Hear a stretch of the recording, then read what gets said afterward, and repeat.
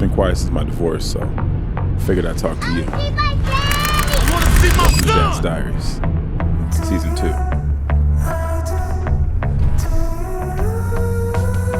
So today we're working down at the Benz, like the Mercedes-Benz Arena Stadium. I'm not sure what they call it exactly, but very, very nice venue. Like, this place has probably some of the cheapest concessions out of any stadium I've ever been to in this country, but I'm not going for a game. But I always have my skateboard on me whenever I work downtown because parking is super expensive in this city. If you come down here early, you can park on the street. There's a bunch of spaces. Then I grab my board and then I just skate into the arena, get a nice view. It's a little chilly today, but that's okay. It'll be a nice ride. Breakups can get messy, but when one parent weaponizes access to children, it's a storm you never see coming.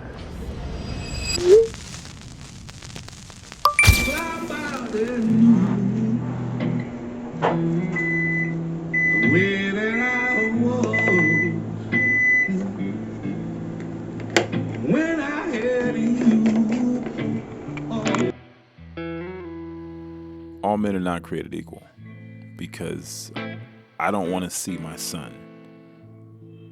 I want to raise him. I'm realizing that that's actually more rare than I thought. How do you call your child and not know what to say? And is it really alienation, or is that just an excuse?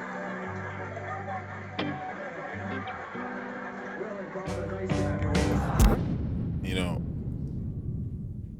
if you're a deadbeat parent, then I've got some bad news for you. The other parent doesn't have to turn your child against you, because you're probably doing it yourself. Every single day, with every single excuse. And it happens slowly, because what you don't realize is that the other parent is teaching them, like, all the small things. See, as an adult, you understand nuance, but children don't really understand that just yet. Like, you have to learn the rules before you can learn the exceptions. And that other parent is teaching your child responsibility and accountability and keeping your word and commitment. And you want them to understand nuance, but that only comes from wisdom, time, and experience. And there's a disconnect, because in order for them to get that second part, they got to learn the first part first. And you're not there to teach them. So either they never learn to take responsibility and things just happen, or they learn and then they start to look at you different, because they realize every time you didn't do what you were supposed to do, you made a choice. See, you think you're in a battle against your co-parent, but really, you're in a race against time. And the wildest thing is that they want to forgive you. They don't want to believe that you are who they're starting to think you've become. But the longer you take to make that call or to show up, the less they're even going to care. We're building up to the winter storm that is going to create an icy mess across North Georgia here. Not today, though. Today is still your opportunity to make any preparations you have. And the most important preparations you can make is for the possibility that you lose power where you are. Today's Thursday. We're supposed to possibly be having this like polar vortex this weekend. And rain is not a good start, because if it gets really cold, this is all going to turn to ice, and then we're supposed to have a bunch of freezing rain on Saturday morning, actually all weekend. Ooh, and of course they have the sprinklers on, so that's only going to make things worse. My board is not waterproof, but gonna tread lightly as I skate into work. Back at the Benz.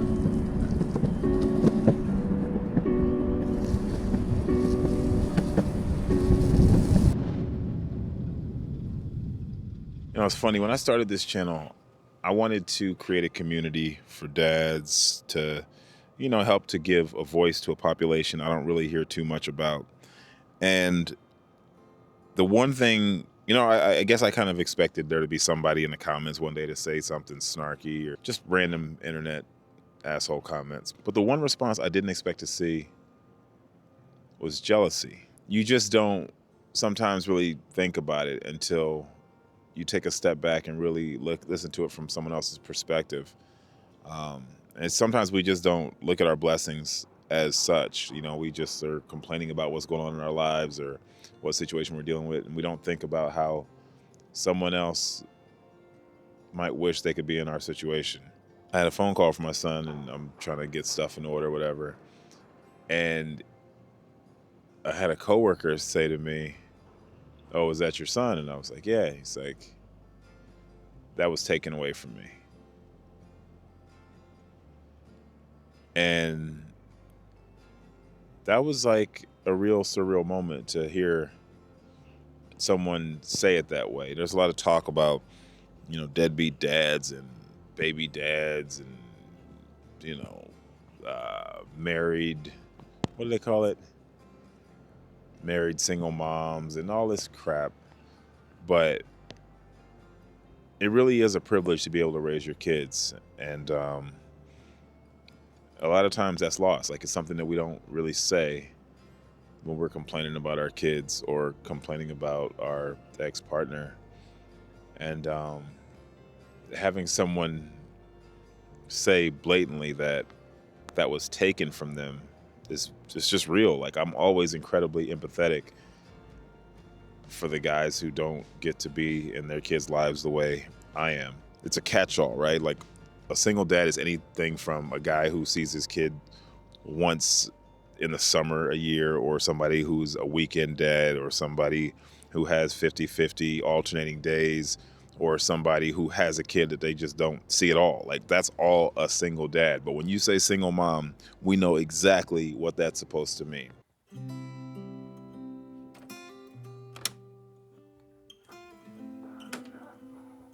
morning, good morning, good morning.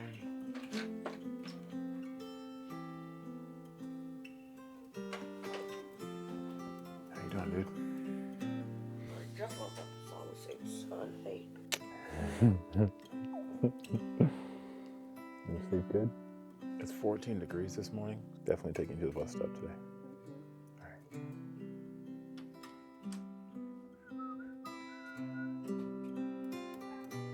right. A bath? No. Good morning. Welcome to breakfast. It's funny. This, I think, is what a lot of people think is the hard part of parenting. Making breakfast, waking the kid up, getting them off to school. No, this is actually the fun part. Like, there's other things, but this is easy. You gotta wake up early. You gotta put stuff together, but I mean, come on. Like, you get a routine, you do it a lot, you get really good at it.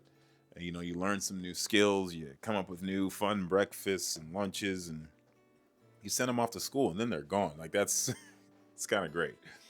When I was going through my divorce, the questions that set the tone for me were those questions about who's your child's best friend, who's your kid's teacher, who's your kid's doctor. Like, those questions told me immediately what's most important. And even for a married man, I would say, if you can't answer those questions, then maybe you're not the kind of father you think you are.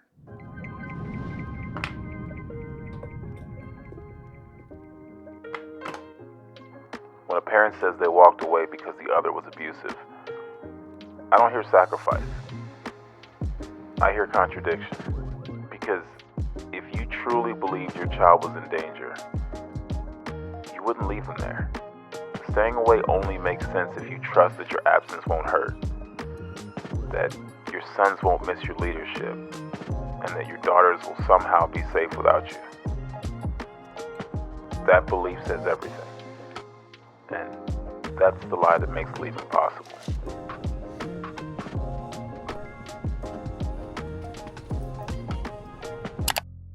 So I find me a spot, about to skate in, and I just realized that it's like kind of nice out here, which is weird because today is supposed to be the day before this massive winter storm comes through, and everyone's like trying to figure out, is it going to hit Atlanta? Is it going to go right over us? But I got laundry done, so worst case, we have clean clothes. I figured, I wanted to make sure I have all my sweaters. I haven't done laundry in a couple of weeks. My main priority is to get grocery shopping. Probably going to have to be tomorrow morning super early, like 5 a.m., because I got to work again, even though it's Saturday. But I just don't want to get caught completely unaware. But at the same time, this is the crappy part about being a single parent that people who just send checks don't understand. Like, yeah, the money, if you get it, is nice, but it doesn't really help you in situations like this because, I need someone to handle things that I can't handle.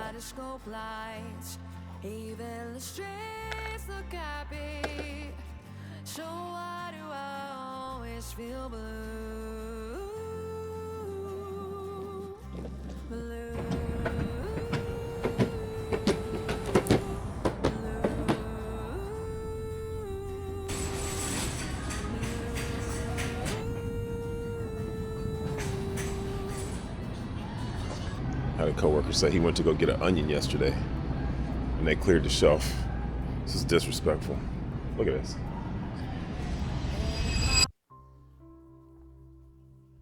So she's keeping you from your kid. Are you sure about that? What does that actually mean?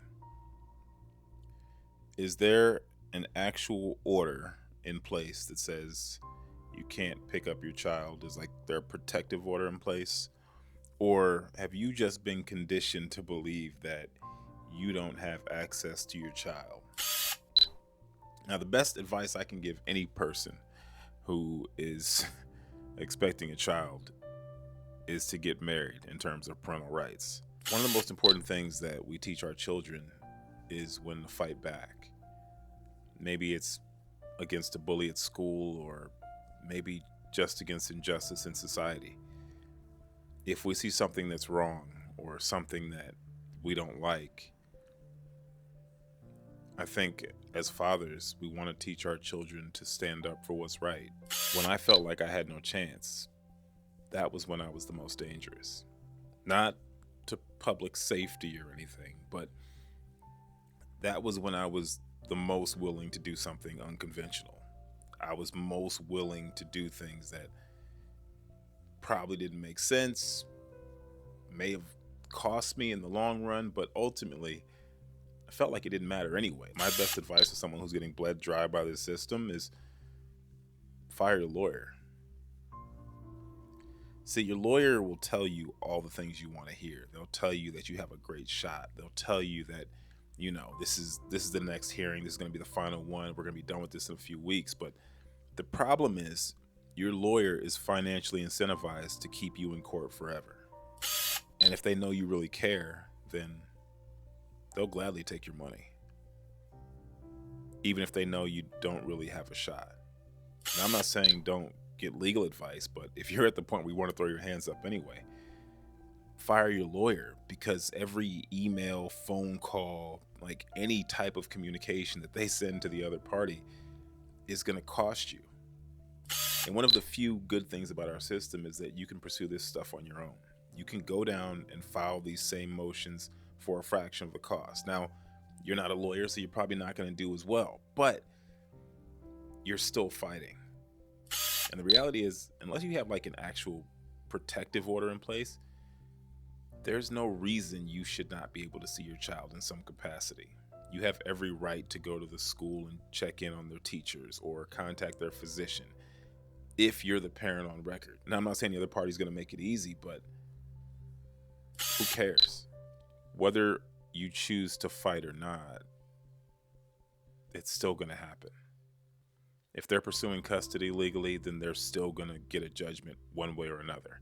If they're going after you for child support, they're still going to get it one way or another. So the absolute worst thing you can do is nothing. If you can't be in the home with your child to teach them how to fight, then the record should reflect that that's exactly what you did. and maybe you lose your motion, but you can probably file another one again in 6 months, and every 6 months until your child is 18. Now, these kids are smart. They'll look up your court records. And in the age of social media where you can reach anyone in the world at just the press of a button, it's gonna be hard to convince them that that's true. It hit different when you never would've did them like that. I spent some coins, but know that I'ma get them right back. On God, I gave you life, you wasn't living like that. I taught you how to move, you ain't had no rhythm like that. It's a ride, it's tonight, I've been waiting on my life. I've been at it for some time, just preparing for the fight. Mama praying over my life, I can still hear it. Always been God-fearing, God with him on a mission. Obstacles cloud the vision, we still moving. I anticipate hell freezing before I see my team losing. And keeping an eye on those roads this morning that are still kind of dangerous in some spots. And while some people will see ice still, we all will still feel the cold. Yeah, the feels like temperature in the teens out there, Chesley.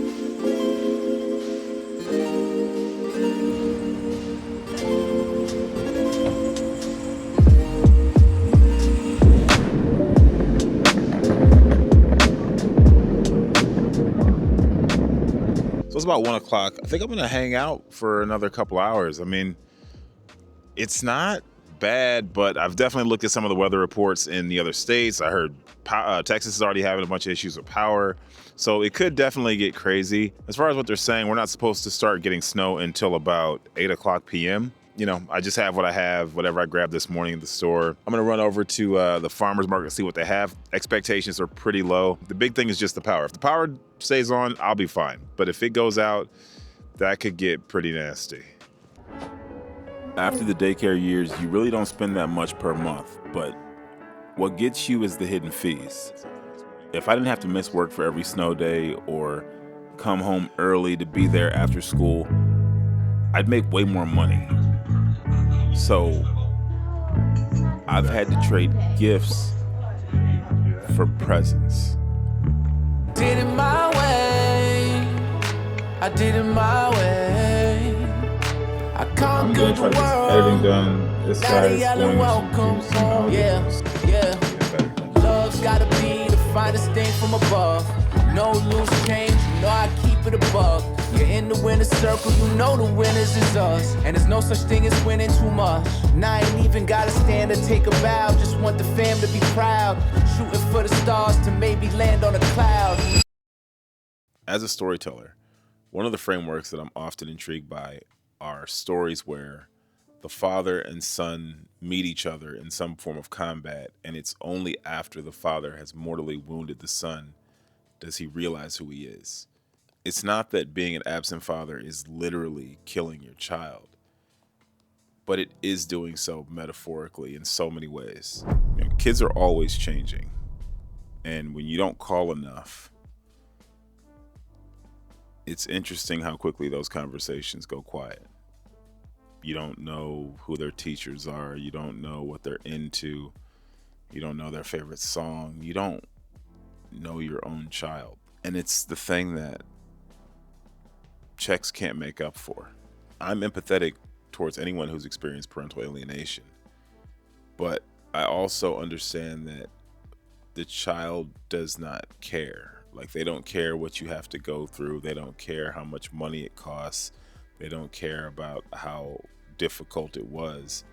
They only know that you are either present or you are not. I'm not perfect, but as a father, I think that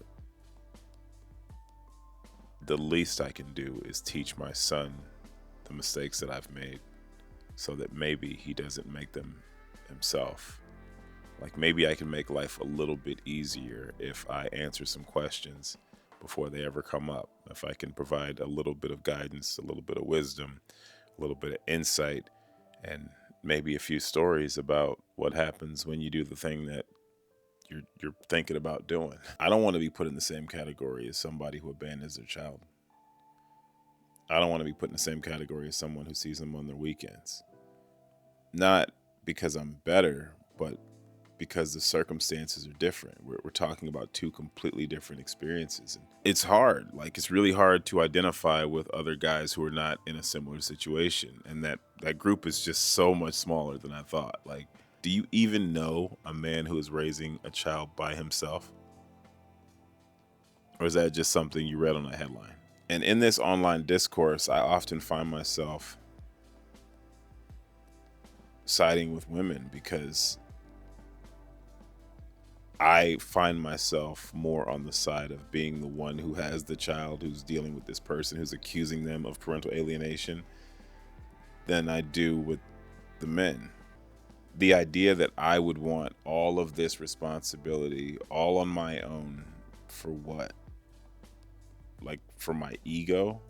Because it makes me feel good to have some kind of superiority? Do you honestly believe that it does not hurt me to watch my child be in pain because they don't feel the same connection that they used to with their parent? Look, I get it. Everyone's situation isn't the same. There are people who just go out of their way to make things difficult, who really do thrive on trying to keep the child away from the other parent. And those people, I think, more than others, really need to fight. You're not fighting for you. You're fighting so that your child can have answers to the questions that they're going to wonder for the rest of their life. One of which is why they weren't enough. I interfere in my son's life every single day. I have opinions. I tell him what's right and wrong. I tell him what to do and what not to do. I'll ask him things, for sure. I get input, and we talk about things, and then I make decisions. And then sometimes he makes decisions. And one day, he will be able to make all the decisions without my input at all. And hopefully, I will have provided him enough insight, and he will have gained enough knowledge to make wise decisions without me saying anything. But until then, he needs me. So if you ever think that your child does not need you, that you're not welcome, you are wrong. The only time your child will not need you in their life is when you give them a reason not to. If you are truly being alienated from your child, all it takes is a filing fee and a little bit of effort. That's it. You don't have to hire a lawyer. You're fighting an uphill battle. I get it. My divorce dragged on for 2.5 years, unnecessarily. It cost me tens of thousands of dollars that I did not need to spend. It was so that my son knows how much I love him and that I'm willing to do anything to be his dad.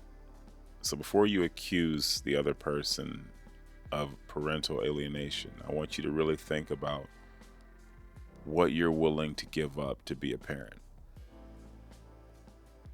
It's not just checks and clothes and food. It is a lot of sacrifice. The storms in life are coming no matter what. So either you can prepare together, have some experiences, share some laughs, and maybe it never comes, or you can leave them defenseless because you weren't there.